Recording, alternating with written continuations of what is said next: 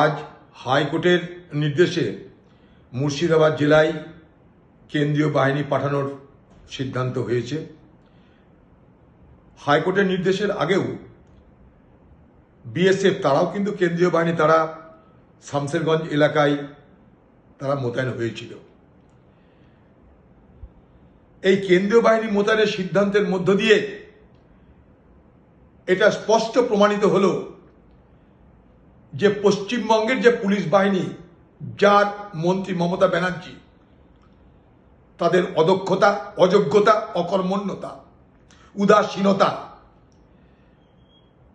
পশ্চিমবঙ্গের প্রশাসনকে পঙ্গু করে দিয়েছে কে? মমতা ব্যানার্জি।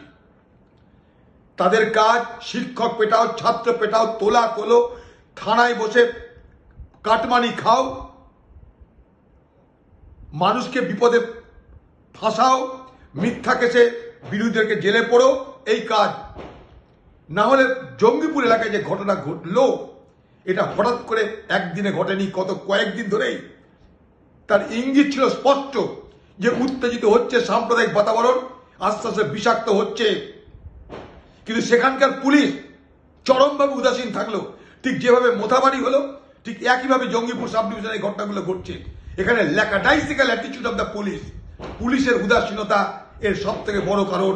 আর পুলিশের উদাসীনতার পিছনে রয়েছে পশ্চিমবঙ্গের প্রশাসন যারা চালায়, সেই পশ্চিমবঙ্গের সরকারি দলের মদত।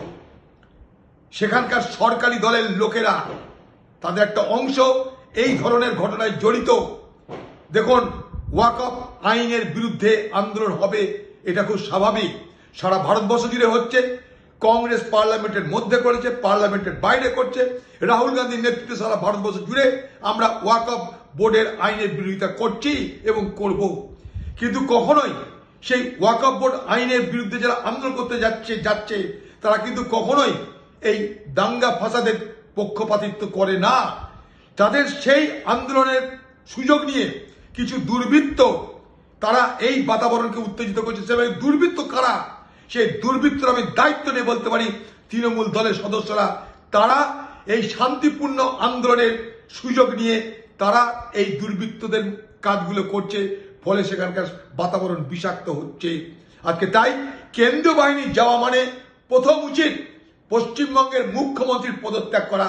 আপনার ব্যর্থতা প্রমাণ হয়ে গেল, আপনার পুলিশের ব্যর্থতা প্রমাণ হয়ে গেল। আপনি আরজি করে এই করেছেন, শিক্ষকদের নিয়ে তাই করেছেন। আজ পশ্চিমবঙ্গের সমাজের যে শান্তিপূর্ণ বাতাবরণ ছিল, সাম্প্রদায়িক সম্প্রীতি ছিল, সেখানেও আপনি ব্যর্থ হয়েছেন। এর লজ্জা নিয়ে, এই অপদার্থতা নিয়ে, আপনার দায়িত্ব কাঁধে নিয়ে যদি এতটুকু আপনার নৈতিকতা থাকে, পদত্যাগ করুন মমতা ব্যানার্জি, পদত্যাগ করুন।